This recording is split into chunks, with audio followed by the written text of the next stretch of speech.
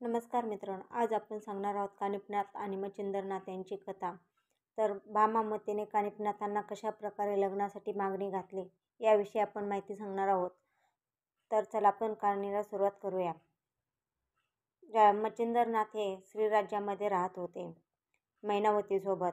बरेच काही काळ झालं मच्छिंद्रनाथ श्रीराज्यातून बाहेर आलेच नाही. तेव्हा कानिफनाथांना समजलं की मच्छिंद्रनाथ हे श्रीराज्यामध्ये राहतात. तेव्हा कानिफनाथाची तळपायाची आग मस्तकात गेली आणि तात्काळाने तेही श्रीराज्याकडे प्रवास केला त्यांनी. तेव्हा ते श्रीराज्यामध्ये गेल्याच्या नंतरला पाहतात तर मच्छिंद्रनाथ मैनावतीसोबत पाहितल्याच्या नंतरला ते बोलले, मच्छिंद्रनाथ गुरुवर, हे काय करत आहात तुम्ही आज श्रीराज्यामध्ये? हे तर आम्हाला सांगितलंही नाही. तुम्ही अचानक इथं श्रीराज्यामध्ये कसं काय आलाय? काय झालं? तेव्हा मच्छिंद्रनाथ बोलतात, थांब काही दिवस तुला सांगतो नंतर सगळं काही. तेव्हा कानिफनाथ थोडाही धीर न करता मच्छिंद्रनाथांना सांगतात, गुरुवर, तुम्ही आत्ताची आता हे श्रीराज्य सोडून तुम्ही माझ्यासोबत चला. पण मच्छिंद्रनाथ ऐकत नाहीत. मैनावती राज्याची देवी असल्यामुळे ती मैनावती सोडत नव्हती मच्छिंद्रनाथांना. मच्छिंद्रनाथांनाही तिथं जरा बऱ्यापैकी वाटलं होतं. त्यांच्यापासून ते मच्छिंद्रनाथांचा मुलगाही तिथं मैनेनाथ होतो. मैनेनाथांनाही ते जन्म देते ते मैनावती. पण तेव्हा ते सर्व काही चालत असताना तिथं भामावती ही राज्याची सेविका होती. सेविका एक वेळेसला कानिफनाथांना भेटते आणि बोलते, गुरुवर, मला तुमच्याशी काही बोलायचं आहे. तेव्हा ते बोलतात, काय बोलायचं आहे? बोल. तेव्हा तिथल्या सगळ्या राज्यातल्या सेविका जमा होतात आणि त्या भामावतीला सांगतात, तू काय बोलतेस? काय बोलू नकोस, इथून जा लवकर, मैनावती देवी तुला शिक्षा करतील. तेव्हा ती बोलते, नाही, मला बोलायचं आहे. तेव्हा कानिफनाथ सांगतात, बोल, काय बोलायचं? तेव्हा ते तात्काळ सेविका मैनावतीला बोलून घेऊन येतात. तेव्हा मैनावती बोलते, राज्य माझ्या हातात चालतं, तुमच्या नाही. त्यामुळे मी जे काय निर्णय घेईन तो मी निर्णय घेणार. तुम्ही कोणी मध्ये बोलू नका, कानिफनाथाला बोलते. तेव्हा मच्छिंद्रनाथ पण बोलतात, हो कानिफनाथ, मैनावती काय ते अयोग्य ठरेल, तू चल इथून. पण ते न ऐकता तिथंच थांबतात आणि भामावती बोलते, कानिफनाथ, मला तुमच्याशी लग्न करायचं आहे अशी मागणी टाकते. आणि कानिफनाथ आश्चर्यचकित होतात आणि कानिफनाथ बोलतात, तुम्ही चुकीच्या ठिकाणी आला आहात. मी ह्या श्रीराज्यात लग्न करण्यासाठी आलो नाही. फक्त मी माझ्या गुरूंना इथून घेऊन जाण्यासाठी आलो आहे. त्यामुळे मला इथं कोणी कृपया कसलीही मागणी टाकू नये आणि ती इच्छा मी तुमची पूर्ण करणार नाही. असं बोलून कानिफनाथ शांत होतात. तेवढ्यात मच्छिंद्रनाथ बोलतात, कानिफा, आपण आज जाऊन श्रीराज्यामध्ये बोलूया, चल. तेव्हा ते श्रीराज्यामध्ये जातात. तेव्हा मैनावती भामावतींना शिक्षा सुनावते. तिच्या सेविकांना सांगते, हिला कालकोठरीमध्ये टाकून तिची शिक्षा ही करा.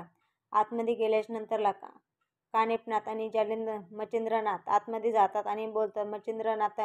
कानिफनाथ बोलतात, गुरुवर, ज्या वेळेसला मी भिक्षा घेतली होती नाथपंथाची, त्यावेळेसला हे श्रीराज्याचं श्री वगैरे हे मला याच्यातलं माहिती नव्हतं आणि हे कधी आम्हाला शिकवणही मिळाली नाही. पण आज तुम्ही स्वतः श्रीराज्यामध्ये राहतात आणि हे काय आहे प्रकार सांगा मला. मी तुम्हाला तात्काळ इथून घ्यायला आलो आहे गुरुवर. तेव्हा मच्छिंद्रनाथ बोलतात, हो कानिफा, मी पण येत आहे, पण काही दिवस तू पण इथंच थांब. तेव्हा कानिफनाथ बोलतात, मी इथं थांबणार नाही गुरुवर. माझ्या हातातून आजपर्यंत कुठलंही कार्य घडलं नाही. आदेश अलकनिरंजन हा माझ्याकडून उल्लेखही झाला नाही. त्यामुळे खूप दिवस झाला मी आता भिक्षाही मागितली नाही. भिक्षेला पण असर नाही की लोककल्याण कार्य करायचं आहे मला. तेही माझं थांबलेलं आहे. इथं राहून माझं काहीच होणार नाही. त्यामुळे मला इथून तात्काळ जायला पाहिजे. पण मी तुम्हाला आत्ताच्या आता घेऊन जाणार आहे, मच्छिंद्रनाथाला बोलतात. पण मच्छिंद्रनाथ बोलतात, मैनावतीशी त्याविषयी बोलावं लागेल. तेव्हा कानिफनाथ तात्काळ मैनावतीकडे जातात. मैनावतीची राज्यसभा भरलेली असते. त्यावेळेसला ती भामावतीला शिक्षा सुनावत असते. त्या कालकोठरीमध्ये टाकायला सांगितलेलं असतं मैनावतीने. तेव्हा तिथं त्या सभेत जातात कानिफनाथ. तेव्हा मैनावती बोलते, कानिफनाथ या तुमचं स्वागत आहे राजदरबारामध्ये. तेव्हा बसायला सांगते, पण कानिफनाथ हसतात आणि जातात. पण मैनावतीच्या चेहऱ्यावर कसली तरी एक भीतीच दाटलेली असते. तरी त्यांना मैनावतीला मनामध्ये शंका येते. कानिफनाथ तिथे आले म्हणजे काहीतरी बोलणारच असं त्यांच्या विषय होतं. पण कानिफनाथ थोडे पुढे जातात आणि बोलतात, देवी मी आज माझ्या गुरुला घेऊन जाणार आहे. माझ्या गुरुला श्रीराज्यातून बाहेर जाण्याची तुम्ही परवानगी द्यावी. पण मैनावती शांत बसते आणि ती बोलते, याच्या आधी आपलं बोलणं झालेलं आहे. मच्छिंद्रनाथ माझ्या आज्ञेशिवाय कुठेही बाहेर जाणार नाही. तेव्हा कानिफनाथ बोलतात, मला गुरुला घेऊन जाणं भाग आहे. लोककल्याणासाठी आम्हाला कार्य करायचं आहे. श्रीराज्यात राहून आमचं लोककल्याण कार्य होणार नाही. तेव्हा मैनावती आणि कानिफनाथांचं दोघांचं चालतं. तेवढ्यात मच्छिंद्रनाथ येतात आणि बोलतात, कानिफा मी कुठंही येणार नाही. मी मैनावतीसोबतच राहणार आहे. तेव्हा कानिफनाथही जरा आश्चर्यचकित होतात आणि बोलतात, माझे गुरु हे शब्द असे बोलतील असं वाटलं नव्हतं. आणि मच्छिंद्रनाथाला बोलतात, कानिफनाथ बोलतात, ही गुरुवर मलाही तुमच्याकडून अपेक्षा नव्हती. असं मला वाटलं होतं की तुम्ही माझ्यासोबत याल, पण तुम्ही आज माझ्यासोबत येण्यास नकार दिला आणि तुम्ही ह्या श्रीराज्यात राहत आहात. खूप मोठी चूक करत आहात. तिथून तात्काळ निघायचा प्रयत्न करतात. कानिफनाथ तिथं न थांबता तिथून जाण्याचा प्रयत्न करतात, पण एक विनंती करतात मच्छिंद्रनाथांना, जे तुम्ही भगवे वस्त्र घातले होते, आज हे राज्यवस्त्र काढून फक्त एकदा मला भगवे वस्त्र घालून दाखवा. तेव्हा ते पहिले भगवे वस्त्र घालतात मच्छिंद्रनाथ आणि कानिफनाथ त्यांचं दर्शन घेऊन पुढे प्रस्थान करतात आणि जातात. तिथं पुढे गेल्यानंतरला त्यांना गुरु मच्छिंद्रनाथाचे शिष्य गोरक्षनाथ भेटतात. तेव्हा त्यांची एकमेकांना भेट होते आणि ते बोलतात, तुम्ही कोण? ते बोलतात, मी कानिफनाथ, जालिंदरनाथांचा शिष्य. ते बोलतात, तुम्ही कोण? ते बोलतात, मी माझ्या गुरुला शोधत आहे. मी मच्छिंद्रनाथाचा शिष्य. तेव्हा ते बोलतात, आत्ताच मी श्रीराज्यातूनच प्रस्थान केले आहे, पण तुमचे मच्छिंद्रनाथ गुरु हे श्रीराज्यामध्ये राहतात. तेव्हा ते गोरक्षच्या पायाखालची जमीन सटकते आणि तो एवढा आश्चर्यचकित होतो, बोलतो, हे शक्य नाही. माझे गुरु श्रीराज्यात जाऊ शकत नाही. त्यांनी मला ही शिकवण दिली नाही. तेव्हा ते बोलतात, हो मी आता श्रीराज्यातूनच आलो आहे. तेव्हा गळाभेट वगैरे होते त्यांची आणि गोरक्षनाथ तात्काळ श्रीराज्याकडे जाण्याचा प्रयत्न करतात. पण तेव्हा कानिफनाथ त्यांना सांगतात, श्रीराज्याकडे जाण्यासाठी स्त्री सोडतात, पुरुषांना कुठल्याही परवानगी नाही.